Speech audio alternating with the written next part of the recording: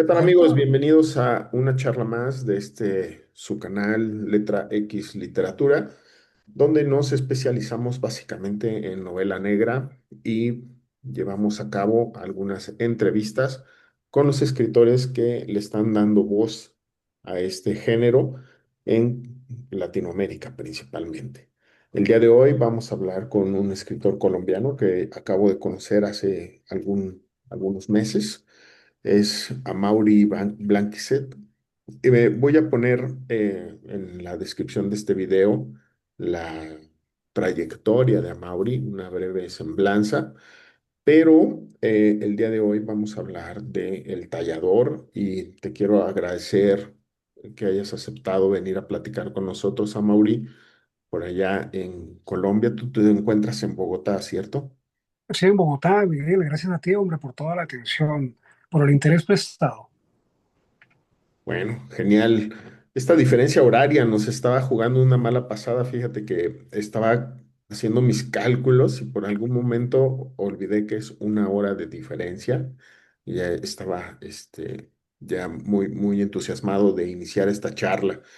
Pues el tallador básicamente nos habla de la historia de cómo se genera la violencia en Colombia porque es someramente una radiografía de toda la sociedad que compone este caldo de cultivo donde la violencia se manifiesta. ¿Cuál era tu intención al momento de abordar esta novela? Que por principio hay que ubicar que esta novela contiene más o menos 150 páginas y el lector se va a pasear por las primeras 50 páginas siguiendo muy de cerca la vida de los protagonistas, que en este caso son dos amigos y una chica. Quiero preguntarte, ¿cómo fue tu abordaje hacia este inicio de la novela? Miguel, a ver, como te comenté hace un instante, yo quise parafrasear con la novela esa máxima de Ginsberg, de Alan Ginsberg, que decía, yo he visto a lo mejor de mi generación sucumbir ante la locura, decía Ginsberg, ¿no? Tú sabes, de los beats. Eh, yo quise decir, yo he visto a lo mejor de mi generación sucumbir ante el fanatismo de izquierda y de derecha, ¿sí?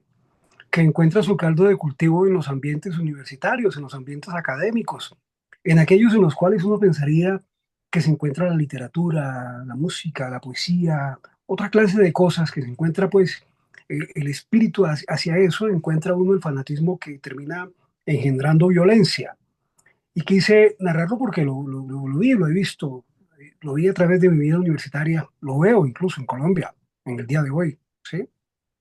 Un fanatismo que en el mundo incluso está pasado de moda, está mandado a recoger, desde pues prácticamente desde el fin de la Guerra Fría, se repetía pues como un dinosaurio que se niega a desaparecer. Y quise plantear eso, quise eh, fotografiarlo, si me fuese posible, ¿sí? Por supuesto son las pretensiones de la novela. Ahora, ¿por qué la novela negra? Pues la realidad nuestra es una novela negra, Miguel, o sea, yo pienso que la novela contemporánea por excelencia, ¿sí? Eh, yo creo que ya hemos dejado atrás muchas cosas. Bueno, ya que quedó atrás el boom, que quedaron atrás ciertas vanguardias, quedó atrás la novela militante, tantas cosas, pero la novela negra está en pleno furor, porque es la novela contemporánea por excelencia, ¿no? Sí. Perfecto. ¿Cómo abordaste? A mí me parece un guiño hacia los lectores jóvenes, el haber creado estos personajes de Rubén, de Felipe, Paula, que son fácilmente identificables o la gente podría trazar estos vínculos de empatía rápidamente, porque abordas estas tres personalidades que yo en los viajes que he tenido a Colombia lo veo reflejado en su sociedad. ¿Fue una estrategia tuya para hablarle a la juventud a través de estas primeras páginas? Sí, sí, sin duda. Ahí está, ese es el, digamos, ese es el prototipo del estudiante nuestro, del joven de hoy en día, ¿sí? Ahí están, está vigente. Tú lo encuentras en nuestras facultades, las universidades públicas son, digamos, un crisol de todas las vertientes ideológicas y de pensamiento. Y tú encuentras muchachos soñadores, ¿sí? Muchachos y muchachas, eh, digamos, tratando de buscar un camino ideológico, buscar un asidero, de buscar una base, un referente, ¿sí? Y todavía perdidos en esos discursos, te repito, de extremas, ¿no? Discursos extremos de derecha, de izquierda, hay un fanatismo que socava, eh, yo diría, socava esa pretensión inicial de hacer parte de un grupo, de construir, de crecer, de forjar. Yo lo veo, ese es la colombiana y el colombiano joven, ¿sí? Que se encuentra en las aulas universitarias en nuestro país y que está en esa circunstancia que está ahí descrita. Me sorprende porque yo aquí, mi intención era narrar finales de años 90, comienzo de años 20 de este siglo, pero no, me encontré con que esa es la realidad. Hace poco estuve aquí en la Universidad Nacional, allá en una conferencia, me invitaron a esto, fui a mi antigua facultad de sociología, recorrí mis viejos caminos, volví a la gruta, fui al estadio, en fin, recorrí el alma mater y, y el alma mater y me encontré que ahí están, que son los mismos en Colombia, los grupos unificados por cualquier cosa, por deporte, por política, por lo que sea, le decimos combos. Un combo es un grupo que se asocia, se anexa en torno a una afinidad delictiva, una afinidad común. Te repito, puede ser el cine, la música, la poesía, la literatura, la política, ¿sí? La gastronomía. Y vi los combos, observé los combos que yo había encontrado en mis años juveniles. Ahí estaban, como si el tiempo no hubiese pasado, ¿sí? Entonces encontré la plena vigencia de la novela en eso, ya escrita, o sea, de hecho fui a hablar de la novela y la encontré ahí, ¿sí? Entonces, digamos que sí, es como un guiño a la juventud y a esa caracterización de los personajes en Colombia, ¿no? Sí, me parece muy interesante cómo fuiste detallando también este background psicológico de cada uno de ellos, al hablarnos un poco de los padres de los dos protagonistas, tanto de Rubén como de Felipe, y también de los padres de Paula, y se conforma un escenario para la tragedia. Este es lo que realmente está sucediendo en estas primeras páginas, donde el lector se va a sumergir en un caldo de cultivo psicológico donde los propios personajes se ven sujetos a una serie de estira y aflojes muy interesante. A mí me parece que el haber explorado estas visiones de la juventud en Colombia nos da a los que somos extranjeros un marco referencial interesante. Por ejemplo, hay una parte donde se habla mucho de las mujeres y su militancia activa. El combo al que pertenece Raúl y Felipe, Rubén, perdón, y Felipe, es un combo donde la mayoría son mujeres y se ve esta efervescencia femenina en Colombia y para los extranjeros es algo extraño, cómo tienen esta actividad muy presente, muy evidente. De hecho, algo que me sorprende siempre de que voy a Bogotá es el número de mujeres motociclistas. Están muy activas y esto lo retratas muy bien en la novela. Es un acercamiento muy interesante. ¿Lo crees así o ustedes que ya lo ven tan cotidiano, parece algo tan normal? No, totalmente, la mujer en Colombia es supremamente activa, está presente en todos los ámbitos de la política, de la economía, empresarial, de la academia. La mujer en Colombia es, incluso hay supremacía en muchos campos, digamos, lo detallo en la novela, ¿sí? Hay supremacía en muchas cosas, en muchas. La mujer en Colombia tiene una presencia relevante, mm, cada vez más evidente, ¿sí? Y es algo maravilloso porque tú sabes que la presencia femenina eh, es activa en refinado detalle, tiene esa característica de captar el refinado detalle que uno a veces no capta, ¿sí? Y eso hace los escenarios totalmente enriquecidos, ¿sí? Los estructura muy bien. Yo lo vivo en la academia, he sido docente universitario muchos años, aquí en Ecuador, en otros países en América Latina. Y me asombra, sí, en Colombia, cómo la mujer incluso ya supera al hombre en la vida académica.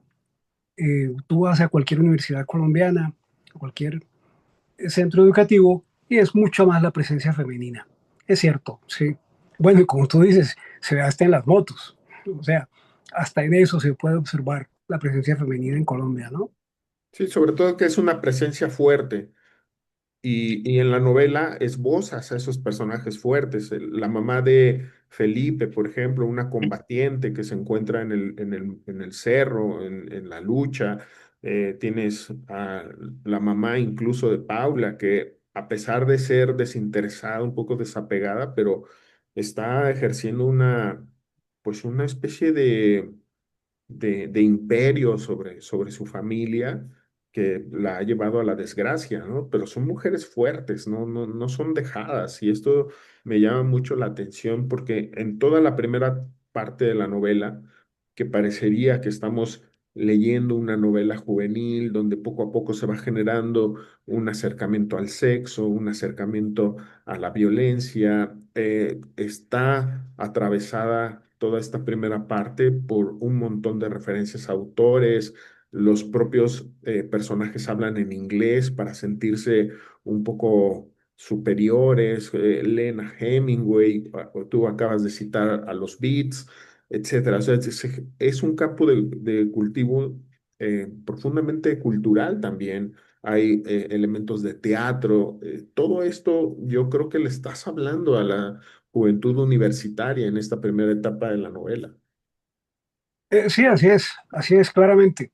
Te repito, trataba de referirme sobre finales de los años 90, pero no, encontré que está vigente. Lo he encontrado en las charlas que he dictado en las universidades, en las visitas que he hecho, en mis vínculos académicos por razones de docencia y demás, y lo veo, y ahí está la juventud, ¿sí? Sí, Y, es evidente. pues eso, repito, es lo que le da la vigencia al texto, ¿no? Sí. Sí, por ahí también se asoma un guiño a la banda mexicana Zoé, cosa que se me hizo muy simpático. Muy interesante.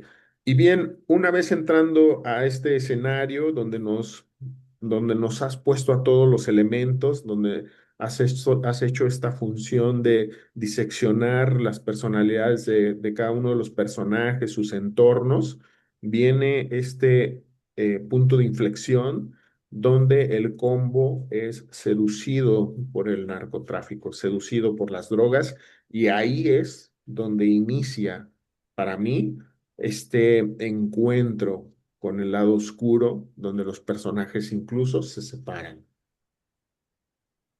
¿Qué relación encuentras tú entre la droga o el trasiego de drogas, de sustancias ilícitas, y la juventud en formación? Porque no estás hablando de niños, no estás hablando de jóvenes desamparados, estás hablando de una juventud instruida con ciertas ideologías, pero que sucumben a esta tentación. Sí, así es, el narcotráfico ha permeado todas las capas de nuestra sociedad y las ha permeado de una forma a veces subrepticia, pero a veces muy visible. Está presente en casi todo lo que hacemos. Eh, es cotidiano, engendra la violencia cotidiana que vivimos, engendra la inseguridad. O sea, y Colombia ha puesto ríos de sangre enfrentando ese flagelo.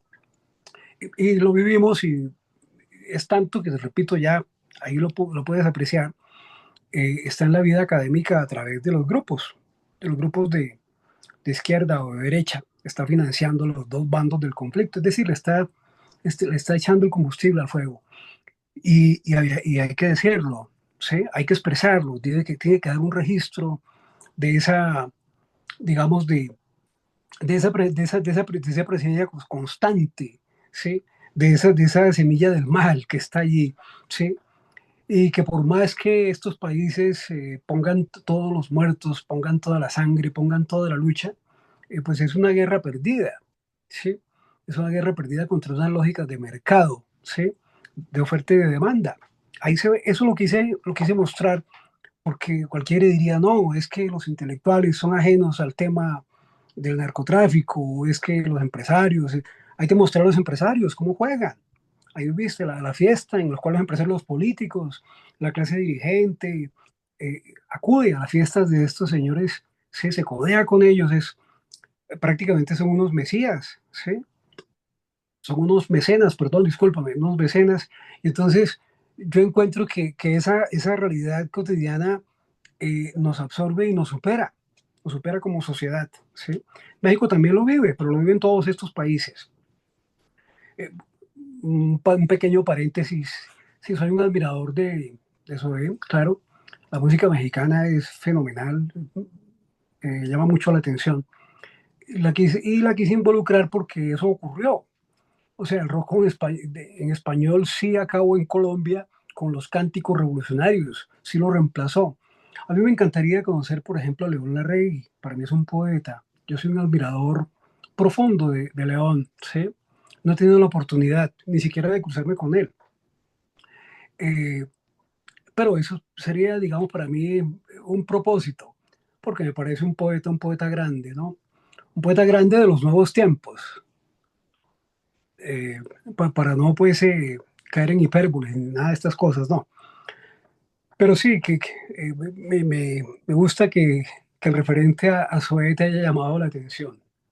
Sí, pues me sentí identificado porque en cada vuelta hacia Colombia sí es evidente que les gusta mucho la música hecha en México, por ahí hay una presencia muy notable del rock nacional mexicano y este guiño en tu novela me gustó mucho.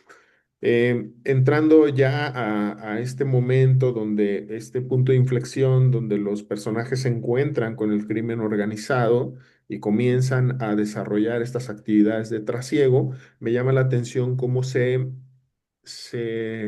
disfraza esta actividad delictiva por las consignas del combo, a favor de sus luchas, a favor de su ideología, y parecería que se aligeran las culpas por el resultado. Es decir, se toma esta decisión de hacer este trasiego para beneficio, para un beneficio mayor, haciendo como caso omiso de que se estaba incurriendo en un peligro, y esta decisión es la que separa a los protagonistas, es la que rompe esa amistad. ¿Crees tú que de no haber sucedido la amistad entre Felipe y Rubén hubiera seguido? Sin duda, sin duda, porque tenían mucho en común. Y no quiero hacer un spoiler a la novela, pero había mucho en común entre ellos. Y claro, pues entra el dinero fácil. Y bueno, ahí vamos a esa injusta cita que le da a Maquiavelo, de que el fin justifica los medios, pero allí se procede de esa forma, ¿no? Se procede de esa forma, y sí, eso termina irrumpiendo en la amistad y socavándola, claro, es evidente, eh, porque bueno, gran caballero don dinero, sobre todo en el malevaje, ¿no? Sobre todo en ese trasigar de fratricida, de luchas y de su encuentro con el bajo mundo, ¿no? Eh, pero en Colombia, tal vez en Latinoamérica, no sé, me arriesgo un poco, pero en Colombia es claro que esa actividad del narcotráfico financia las luchas fratricidas a nivel político, ¿sí? Es clarísimo que sin ese combustible de pronto esas luchas ya hubiesen cesado, es muy probable, ¿sí? Y eso disuelve todo, disuelve la sociedad, disuelve familias, disuelve amistades, disuelve vínculos. Es Eh, como un claro, ácido, ¿no? Es como un sí, es ácido. como un ácido, es una corriente monetaria muy fuerte, pero es un ácido que entra y corroe y afloja cualquier tuerca, ¿no?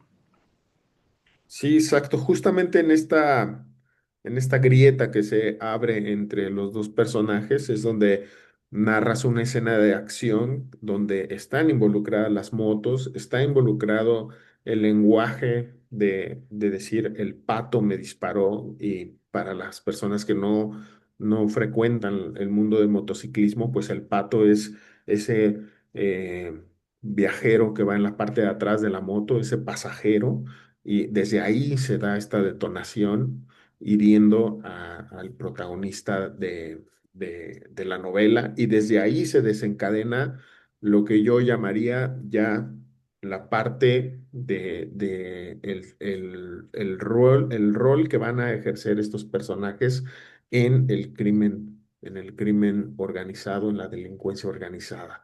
¿Qué para ti fue una estrategia plantear este rompimiento con ese nivel de violencia que desencadena en balazos, sangre, muerte y demás? Fue, yo me imagino que te sentiste un poco traidor a uno de tus personajes al que habías acuñado con mucho cariño. Bien, Amaury, pues te acabo de hacer una pregunta que suscitó aquí un desperfecto tecnológico y quiero replantearla, porque El espíritu del personaje.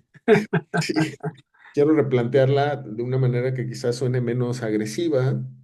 Y como escritores muchas veces nos encontramos ante la disyuntiva de crear puntos de inflexión, puntos que nos ayuden a avanzar en la trama.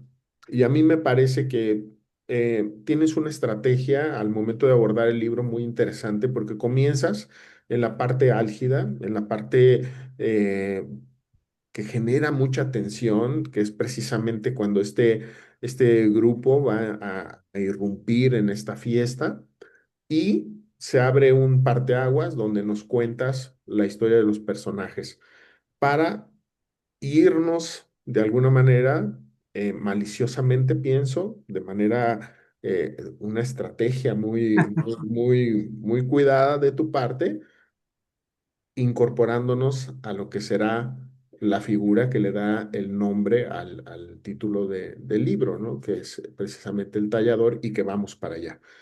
¿Te sentiste un verdugo al momento de crear este punto de inflexión tan violento, tan de alguna manera sorpresivo? Porque ahí nos planteas un engaño, un acto violento, sangre, balas, etcétera. Como creador de tus personajes, ¿sentiste que era necesario o se te pasó la mano? No, no, es cotidiano también. O sea, casi todos estos escenarios donde hay eh, malevaje, donde hay narcotráfico, donde hay terminan en esas situaciones, en esas circunstancias. Y era claro, ahora necesariamente tenía que existir un punto de ruptura, eh, porque, digamos, las características ideológicas de los personajes no eran consecuentes con ciertas actividades. Debía existir ese punto de ruptura, había que generarlo, pero esa, digamos, esas escenas de acción son consecuencia de las actividades y son cotidianas, además, en nuestra realidad, ¿sí? No vamos a soslayar, pues, el caldo de violencia, el caldo de cultivo de la violencia que socava nuestras sociedades. Allí está, ¿sí? Y eso es una escena más de las que día a día se viven en nuestras ciudades, ¿no? Sí. La quise retratar por eso, porque es nuestra cotidianidad. Sí, me parece que lo podemos ver, esta traición, este acto violento, las motocicletas, las pistolas ilegales y demás, pues está retratado en esta escena de acción breve, pero trepidante. Pasamos a la última parte de la novela, donde ya el hecho de que el personaje sobreviviera a ese atentado le da como cierto valor, cierto prestigio. Es como un héroe, una especie de sobreviviente de guerra. Y esto le reviste de una nueva visión hacia el propio combo y hacia más allá del combo. Y esto digamos, se propicia un encuentro con pues, con la cúspide de la delincuencia, ¿no? Esta es el camino que nuestro personaje sigue a través de este accidente o de este atentado.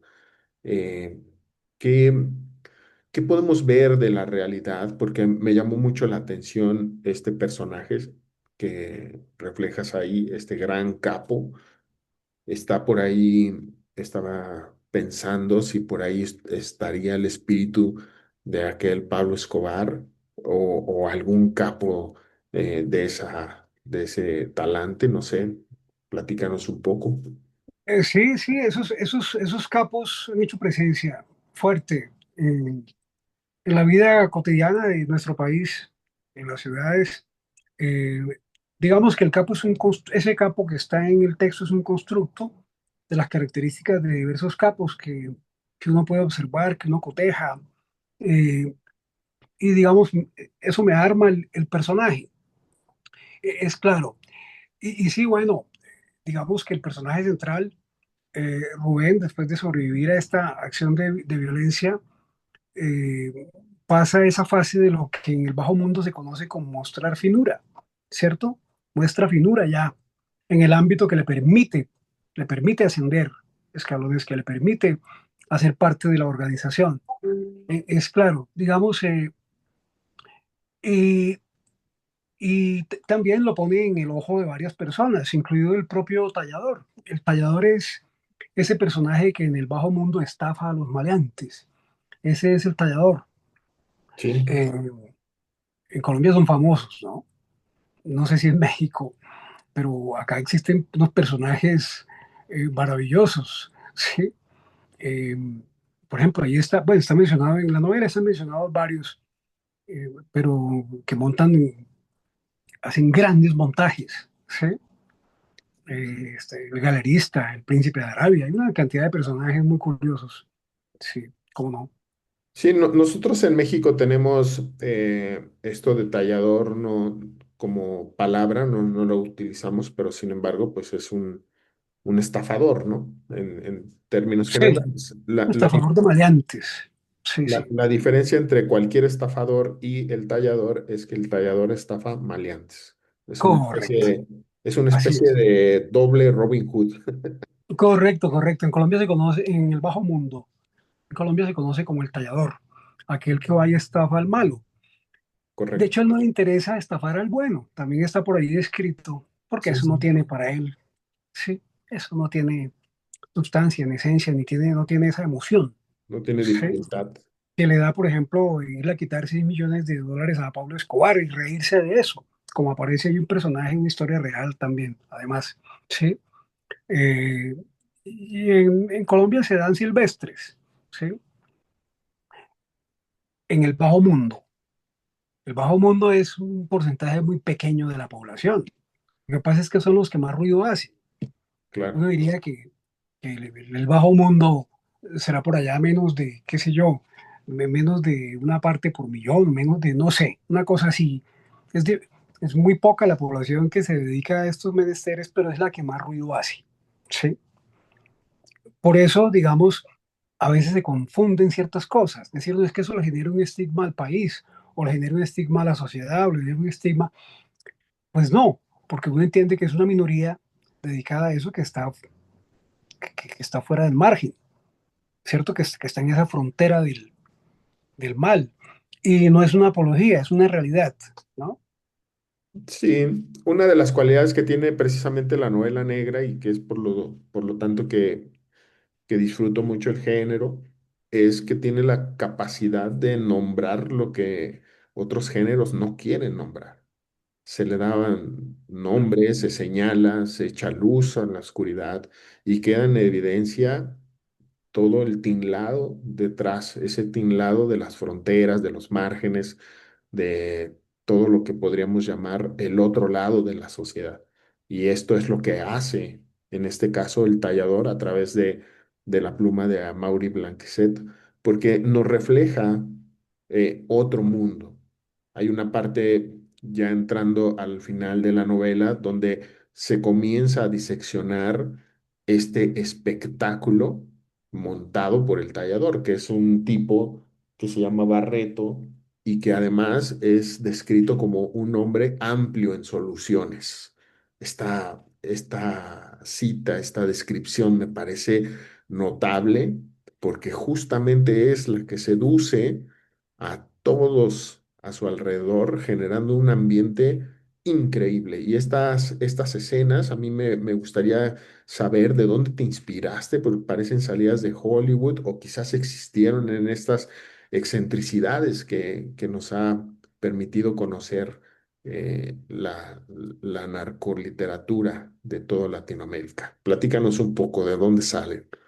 Uno iba en Colombia, todavía ocurre, pero, o sea, está vigente, pues. Pero digamos, en esos años que yo describo, uno iba en Colombia a fincas, a fiestas, eh, a, a ciertos lugares, a discotecas y demás, que eran palacetes, eran cosas increíbles. O sea, hay una exuberancia y una abundancia extrema de personajes que con sus recursos eran amplios en soluciones. O sea, Sí. claro, podían resolverte la vida en un segundo, ¿sí? Y a cualquiera se la podían resolver.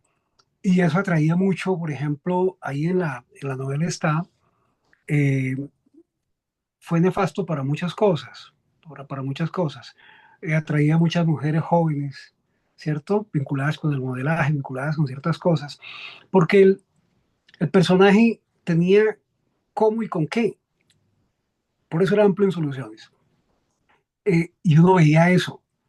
Entonces, lo que, digamos, se narra allí, lo que se describe, hacía parte de la realidad era cotidiana. Todavía ocurre, pero en esa época era muy común, ¿sí? Y entre más exuberancia, entre más abundancia, entre era más reconocido el personaje, ¿sí? Digamos, era una forma, eran sus trofeos de exhibición, ¿sí? Eh, y eso también lo quise retratar. Y cómo toda la sociedad caía rendida ante esos excesos, cómo la sociedad se arrodillaba ante eso, ¿sí? Se arrodilla incluso, Sigue se existiendo, sí. sigue existiendo. Digamos que un tanto matizado, un poco más porque eso les generó a muchos de ellos eh, demasiada visibilidad, demasiados problemas con la justicia, entonces han tratado de matizar el asunto, pero siguen siendo y sigue estando presente esa clase de muestras absurdas de riquezas descomunales, ¿no? Sí, Y sigue siendo, yo creo, en esta era del capitalismo rampante, correcto, una muy fuerte herramienta de seducción. totalmente, totalmente. Eh, digamos que eso no ha desaparecido de la sociedad porque la sociedad ya se involucró y hubo una amalgama, una mixtura con esos capitales y esos capitales están presentes en muchas cosas, ¿sí? Entonces, por eso sigue existiendo y por eso sigue siendo tan atrayente, ¿no? Claro. Ahora, no es de esta época, pues uno lo mira en Roma, digamos, era el político de sobresalía, era aquel que tenía los recursos suficientes como para pagar su escena política, pagar su ejército, pagar sus guerras, ¿no? Tener sus quintas, ¿sí? Eso ha sido en la historia de la humanidad. Hoy en día está más presente porque, bueno, es que el narcotráfico mueve unos caudales de dinero inmensos que uno Sí. ni siquiera logra calcular, ¿no? Sí, es una fuerza corruptora sin precedentes, es rampante absolutamente. Y creo que en la novela está precisamente retratado las consecuencias de este deslumbramiento épico que hace el tallador y de la manera en la que se fue construyendo esta estafa. Disfruté mucho tu novela, Mauri. fue un encuentro con una narrativa negra que me atrapó, me gustó mucho. Trataba de entender cómo habías planeado la construcción del libro. Como te comentaba al inicio de esta charla, a este canal lo siguen muchos escritores emergentes y muchas veces nos enfrentamos ante el orden en el que vamos a ir planteando nuestra historia. A mí me parece una muy buena planeación tu libro, el habernos entregado unos capítulos con mucha atención al principio, y son capítulos muy cortitos, para después abrirnos un panorama contándonos la historia de tus personajes principales y la última parte del libro, que para mí es una parte muy entrañable, muy reveladora. Nos hablas de la historia del tallador y nos hablas de la consecuencia y el derrotero que van a seguir tus personajes. Te agradezco mucho que hayas podido venir a platicar con nosotros. En algún momento espero leer tu primera novela, porque esta es tu segunda novela, pero ya habrá momento de buscarla ahora que vuelva a Colombia para poderle dar lectura. También me estabas contando que tienes planeadas o tienes por ahí ya en desarrollo otras novelas, y te quiero preguntar si rescatas este universo del tallador en esos nuevos proyectos en los que estás trabajando. Sí, correcto. Hay una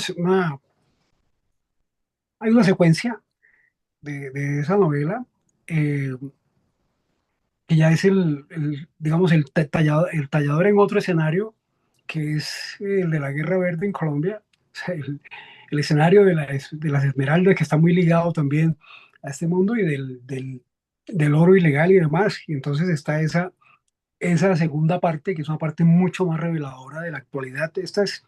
Esta novela, El Tallador, es finales de años 90, comienzos de años 20, pero ya la otra novela es mucho más vigente, mucho más en estos años.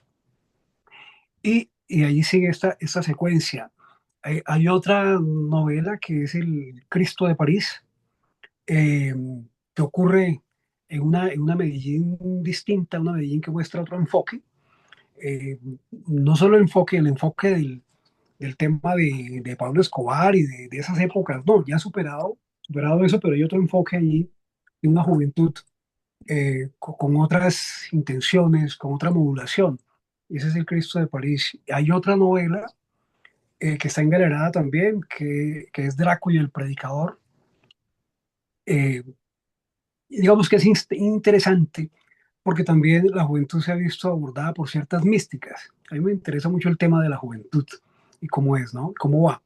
Entonces, es una novela negra llena de mística, o sea, llena de ciertos recorridos místicos de Draco y el Predicador, que también hace presencia hoy en día en la juventud, que es capturada por cualquier cosa. Bueno, pues capturada por cualquier cosa porque es que los grandes referentes se han perdido, ¿no?